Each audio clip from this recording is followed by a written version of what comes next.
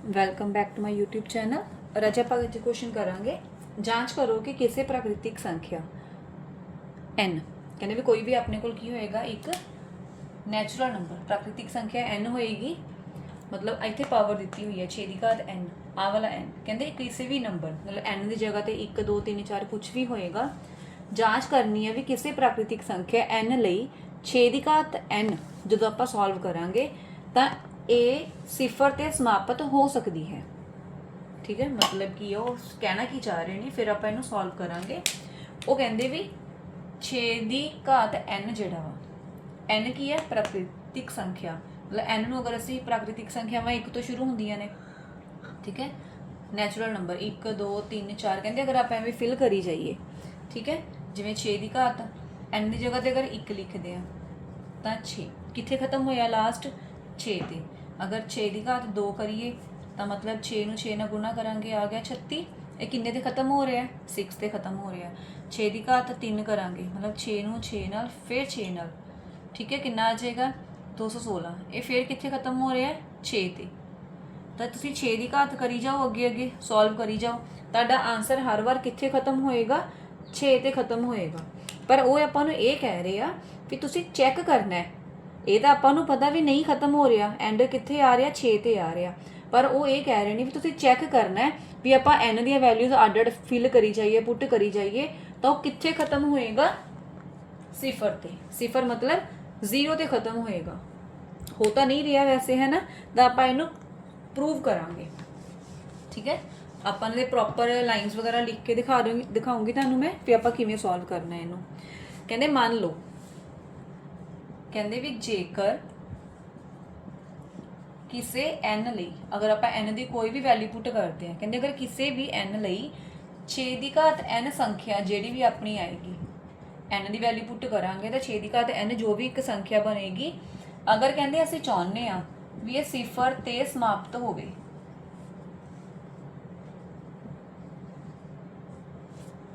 ठीक है, जेकर कोई संख्या n लई अगर 6 की घात n सिफर ते समाप्त होवेगी तो कहते की होना चाहिए। अगर ध्यान नाल देखो, कहते अगर कोई नंबर जिवें 3250 ये अपने कोल कोई एक संख्या कहते कित्थे खत्म हो रही है सिफर ते, तो कहते अगर वो सिफर ते खत्म हो रही है मतलब वो जो आप गुणनखंड बना के लिखांगे तो एक गुणनखंड वह की आएगा 5 आएगा, क्योंकि 5 वास्ते आप चैक करते हैं ना भी डिविजिबिलिटी चैक करते हैं भी हाँ भी ये नंबर 5 से वंडिया जाएगा कि नहीं वंडिया जाएगा, फिर वो वास्ते की हुंदा लास्ट में 0 ते 5 हुंदा, ठीक है ना। तो मतलब अगर कोई नंबर 0 ते खत्म हो रहा तो वो गुणनखंड बनाते हुए एक गुणनखंड विचों की होना चाहिए 5 होना चाहिए, ठीक है। तो उही आप इत्थे लिखांगे, कहते जेकर किसी n लई 6 की घात n संख्या सिफर ते समाप्त होवेगी तो ये 5 ते भाजयोग होवेगी, मतलब वो 5 ते वंडी जाएगी। मतलब की है ਇਹਦਾ मतलब की है भी 6 की घात n दे अभाज गुणनखंड बनाउण लगे। कहते भी जदों भी असीं 6 की घात n दे ਜਿਹੜੇ भी आप लिखांगे 1 2 3 4 करके जो भी आप जो ਉਹਨੂੰ सॉल्व करांगे, जो आप ਉਹਦੇ अभाज गुणनखंड बनावांगे तो उन्हां दे विच की होना चाहिए एक संख्या 5 होनी चाहिए है ना। जिवें मैं हुण इत्थे एग्जाम्पल दी 3250 तो लास्ट अखर 0 आ तो एक गुणनखंड तो 5 होना ही चाहिए, बाकी जिहड़े मर्जी आई जान, ठीक है। वही यही कह रहे हैं, कहते 6 की घात n अगर वो 0 ते मतलब सिफर ते खत्म होवे तो मतलब की है जो असं वो अभाज गुणनखंड बनावांगे तो एक संख्या की होनी चाहिए वो 5 होनी चाहिए है, ठीक है। पर ये संभव नहीं है। क्यों क्यों संभव नहीं है, ये पॉसीबल ही नहीं हैगा। कहते क्योंकि जो आप 6 की पावर n लिखते हैं मतलब 6 की गुणनखंड बनाओ, 6 के गुणनखंड 2 दिए 6 ਉਹਦੀ घात n ਅੱਡ ਅੱਡ कर दिए थले वाले नंबरों के दोनों के उपर पावर n आ तो 2 की घात n 3 की घात n मतलब जो भी ਅਸੀਂ ਇਹਦੇ ਗੁਣਨਖੰਡ ਬਣਾਵਾਂਗੇ ਤਾਂ ਆਪਣੇ ਕੋਲ ਸਿਰਫ 2 ਨੰਬਰ ਆ ਰਹੇ ਨੇ, ਜਾਂ ਤਾਂ 2 ਦੀ ਪਾਵਰ 1 2 3 4 ਕਰਕੇ ਕੋਈ ਨੰਬਰ ਆਏਗਾ, ਜਾਂ 3 ਦੇ ਉੱਪਰ ਪਾਵਰ ਆ ਰਹੀ ਆ, 5 ਤਾਂ ਕਿਤੇ ਵੀ ਨਹੀਂ ਆ ਰਿਹਾ ਹੈ ਨਾ। ਮੈਂ ਰਿਪੀਟ ਕਰ ਰਹੀ ਹਾਂ, ਕਹਿੰਦੇ ਅਗਰ ਕੋਈ ਸੰਖਿਆ n ਲਈ, ਅਗਰ ਇੱਥੇ n ਦੀ ਵੈਲਿਊ ਪੁੱਟ ਕਰਦੇ ਆ ਤਾਂ ਇਹ ਸਾਰੀ ਸੰਖਿਆ ਜੋ ਵੀ ਬਣੇਗੀ ਨਾ ਉਹ ਕਹਿੰਦੇ 0 ਤੇ ਖਤਮ ਹੋਏਗੀ। ਤਾਂ ਮਤਲਬ ਕੀ ਹੈ, ਅਗਰ ਉਹ 0 ਤੇ ਖਤਮ ਹੋ ਰਹੀ ਹੈ ਤਾਂ ਉਹਦਾ 5 ਤੇ ਵੰਡਿਆ ਜਾਣਾ ਜ਼ਰੂਰੀ ਹੈ, ਵੀ 5 ਤੇ ਵੰਡੀ ਜਾਏਗੀ ਫਿਰ ਸੰਖਿਆ। ਪਰ ਕਹਿੰਦੇ ਵੀ ਜੇ ਅਸੀਂ 6 ਦੀ ਘਾਤ n ਦੇ ਗੁਣਨਖੰਡ ਬਣਾਵਾਂਗੇ ਤਾਂ ਉਹਨਾਂ 'ਚ ਇੱਕ ਸੰਖਿਆ 5 ਹੋਣੀ ਜ਼ਰੂਰੀ ਆ, ਪਰ ਇੱਥੇ ਜਦੋਂ ਗੁਣਨਖੰਡ ਬਣਾ ਰਹੇ ਆ ਤਾਂ 5 ਤਾਂ ਆਇਆ ਹੀ ਨਹੀਂ ਕਿਤੇ ਵੀ। ਇਹਦਾ ਮਤਲਬ ਕੀ ਹੈ, ਕਿਉਂਕਿ ਕਹਿੰਦੇ ਇਹਦੇ ਗੁਣਨਖੰਡ ਬਣਾਉਣ ਲੱਗੇ ਵਿੱਚ 5 ਗੁਣਨਖੰਡ ਨਹੀਂ ਹੈ, 5 ਤਾਂ ਆਪਣੇ ਕੋਲ ਗੁਣਨਖੰਡ ਹੈ ਹੀ ਨਹੀਂਗਾ। ਇਹਦਾ ਮਤਲਬ ਕੀ ਹੈ,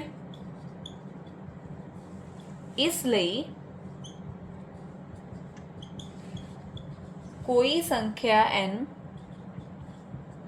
ਨਹੀਂ ਹੈ। ਸਾਡੇ ਕੋਲ ਕਹਿੰਦੇ ਕੋਈ ਸੰਖਿਆ ਨਹੀਂ ਹੈਗੀ n, ਵੀ ਅਸੀਂ ਇੱਥੇ ਵੈਲਿਊ ਪੁੱਟ ਕਰੀਏ ਤੇ ਆਪਣੇ ਕੋਲ ਐਂਡ ਵਿੱਚ ਆਨਸਰ ਦੇ ਵਿੱਚ 0 ਆਵੇ, ਠੀਕ ਹੈ। ਇਸ ਲਈ ਕੋਈ ਸੰਖਿਆ n ਨਹੀਂ ਹੈ ਜਿਸ ਲਈ 6 ਦੀ ਘਾਤ n ਅੰਕ 0 ਤੇ समाप्त होवे, ठीक है। तो एक बार इन्हों ध्यान नाल देख लो, ठीक है। अगर कोई नहीं समझ आएगी तो बैक करके दोबारा तो वीडियो देख लेना। हाँ जी पुत्त, सेम क्वेश्चन है, ਉਹਦੀ इंग्लिश स्टेटमेंट है और ਉਹਦਾ इंग्लिश ਵਿੱਚ सोल्यूशन लिखूंगी। समझ ਤੁਸੀਂ ਉੱਥੇ ਹੀ ਲੈਣਾ, ਪੰਜਾਬੀ ਵਾਲੇ ਤੋਂ ਵੀ ਕਿਵੇਂ ਕਰ ਰਹੇ ਆ ਕੀ ਕਰ ਰਹੇ ਆ, ਬਟ ਉਹਦੀ ਟ੍ਰਾਂਸਲੇਸ਼ਨ ਦੇਖੋ ਤੇ ਇੰਗਲਿਸ਼ ਚ ਲਿਖ ਰਹੀ ਹਾਂ ਮੈਂ। ਕਹਿੰਦੇ check weather 6 raised to power n can end with the digit 0। ਕਹਿੰਦੇ ਚੈੱਕ ਕਰੋ ਕਿ 6 raised to power n ਵੀ ਐਂਡ ਹੋ ਸਕਦਾ ਹੈ, ਕਿੱਥੇ ਐਂਡ ਹੋਏਗਾ, ਡਿਜਿਟ 0 ਤੇ। ਕਿਹਦੇ ਲਈ, for any natural number n, ਵੀ ਅਸੀਂ n ਦੀ ਕੋਈ ਵੈਲਿਊ ਪੁੱਟ ਕਰੀਏ ਤਾਂ ਆਨਸਰ ਆਪਣੇ ਕੋਲ ਕੀ ਆਏਗਾ 0। ਲਿਖ ਰਹੇ ਆ ਇਹਨੂੰ ਨਾਲ ਦੀ ਨਾਲ, ਵੈਸੇ ਇੱਕ ਵਾਰ ਐਕਸਪਲੇਨ ਕਰ ਦੂੰਗੀ ਵੀ ਉਹ ਕੀ ਕਹਿ ਰਹੇ ਆ। ਕਹਿੰਦੇ if the number 6 raised to power n, ਕਹਿੰਦੇ ਵੀ ਅਗਰ ਕੋਈ ਨੰਬਰ ਹੈ ਆਪਣੇ ਕੋਲ 6 raised to power n ਜਿਹੜਾ ਉਹ ਆਪਾਂ ਨੂੰ ਦਿੱਤਾ ਹੋਇਆ ਸਟੇਟਮੈਂਟ 'ਚ ਫॉर ਐਨੀ n, ठीक है। कोई भी अगर n की वैल्यू पुट करांगे, ठीक है, अगर कोई नंबर फॉर एनी n वर to be end with digit 0, भी असी चाहते हैं कि कोई एक number 6 raised to power n किसी भी n की वैल्यू ली वो एंड कितने करे 0 ते करे, दैन ਇਹਦਾ मतलब की है, it would be divisible by 5, मतलब वो 5 से डिवाइड होना चाहिए। समझ लग गई ना, क्योंकि 0 ते खत्म होएगा तो ਉਹਦਾ एक ना एक फैक्टर 5 बनूगा, मतलब 5 ਤੇ ਉਹ डिवाइड होना चाहिए। That means 6 raised to power n would contain 5 as a prime factor. ਇਹਦਾ मतलब ਕੀ ਹੈ, ਉਹ ਇਹ ਕਹਿ ਰਹੇ ਨੇ ਅਗਰ ਉਹ 5 ਤੇ ਡਿਵਾਈਡ ਹੋ ਰਿਹਾ, that means 6 raised to power n contain 5 would contain 5 ਕਦੋਂ, as a prime ਫੈक्टर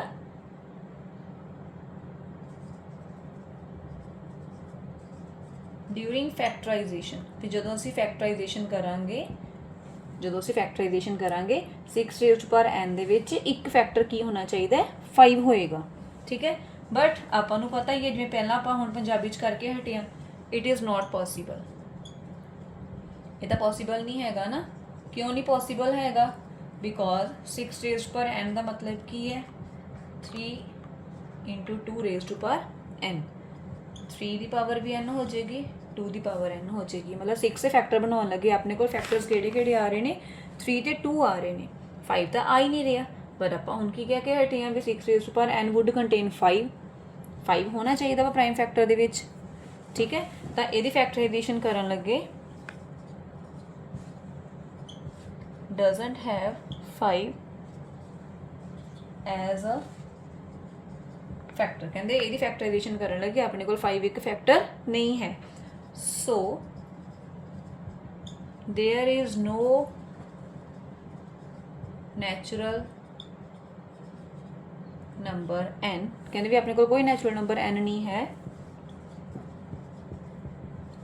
4 which 6 raised to power n ends with 0। ठीक है जी। ਇਹ ਵਾਲੇ ਕੁਐਸਚਨ ਨੂੰ ਪੁੱਤ ਮੈਂ ਪੰਜਾਬੀ ਔਰ ਇੰਗਲਿਸ਼ ਦੋਨਾਂ ਵਿੱਚ ਐਕਸਪਲੇਨ ਵੀ ਕਰ ਦਿੱਤਾ ਹੈ, ਉਹਨੂੰ ਔਰ ਲਿਖ ਵੀ ਦਿੱਤਾ ਵੀ ਆਪਾਂ ਨੇ ਕਿਵੇਂ ਲਿਖਣਾ ਪੇਪਰ 'ਚ ਅਗਰ ਕੁਐਸਚਨ ਆਉਂਦਾ ਹੈ। ਠੀਕ ਹੈ, ਐਵੇਂ ਦੇ ਹੋਰ ਕੁਐਸਚਨਸ ਲਈ ਪੁੱਤ ਮੈਨੂੰ ਮੈਸੇਜ ਕਰ ਸਕਦੇ ਹੋ ਵੀ ਅਸੀਂ ਕਿਹੜਾ ਕੁਐਸਚਨ ਕਰਨਾ ਹੈ, ਕਿਹੜਾ ਕੁਐਸਚਨ ਸਾਨੂੰ ਨਹੀਂ ਸਮਝ ਆਇਆ ਮੈਨੂੰ ਕਮੈਂਟ ਕਰ ਦੇਣਾ, ਮੈਂ ਉਹੀ ਵਾਲਾ ਕੁਐਸਚਨ ਨੈਕਸਟ ਐਕਸਪਲੇਨ ਕਰ ਦੂੰਗੀ। ਔਰ ਇਸੇ ਕੁਐਸਚਨ ਦੇ ਨਾਲ ਦਾ ਇੱਕ ਸੇਮ ਕੁਐਸਚਨ ਮੈਂ ਤੁਹਾਨੂੰ ਹੋਮਵਰਕ ਦੇ ਰਹੀ ਹਾਂ। ਹੋਮਵਰਕ ਕੀ ਹੈ, ਤੁਸੀਂ ਇੱਥੇ 6 ਰੇਜ਼ ਟੂ ਪਾਵਰ n ਦੀ ਜਗ੍ਹਾ ਤੇ ਕੀ ਲਿਖੋਗੇ, 4 ਰੇਜ਼ ਟੂ ਪਾਵਰ n। ਠੀਕ ਹੈ, ਇਹਦੇ ਨਾਲ ਕੁਐਸਚਨ ਚੈੱਕ ਕਰਕੇ ਦੇਖਣਾ ਵੀ ਤੁਹਾਡੇ ਕੋਲ ਆਨਸਰ ਆ ਰਿਹਾ, ਵੀ ਇਹ ਐਂਡ ਹੋਏਗਾ 0 ਤੇ ਕਿ ਨਹੀਂ ਹੋਏਗਾ। ਠੀਕ ਹੈ, ਤੁਹਾਡਾ ਹੋਮਵਰਕ ਹੈ 6 ਰੇਜ਼ ਟੂ ਪਾਵਰ n ਵਾਲਾ ਮੈਂ ਸੋਲਵ ਕਰਵਾਤਾ, 4 ਰੇਜ਼ ਟੂ ਪਾਵਰ n ਵਾਲਾ ਕੁਐਸਚਨ ਤੁਸੀਂ ਨੇ ਮੈਨੂੰ ਕਰਕੇ ਦੱਸਣਾ ਵੀ ਤੁਹਾਡਾ ਹੋ ਗਿਆ ਕਿ ਨਹੀਂ ਹੋ ਗਿਆ। ਠੀਕ ਹੈ ਜੀ, thank you and have a nice day. For more videos like share and subscribe my channel.